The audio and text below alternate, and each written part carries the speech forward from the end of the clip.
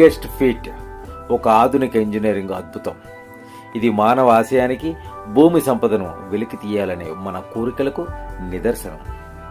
దీని కొలతలు అద్భుతమైనవి. 2 కిలోమీటర్ల కంటే ఎక్కువ వ్యాసం కలిగిన ఓ భారీ లోయ. వెలికితీత ప్రక్రియ అనేది ఖచ్చితత్వం, శక్తి యొక్క సమ్మేళనంతో కూడుకున్నది. టన్నుల కొద్దీ మట్టిని, ఎత్తగల భారీ యంత్రాలు భూమిని తవ్వుతాయి.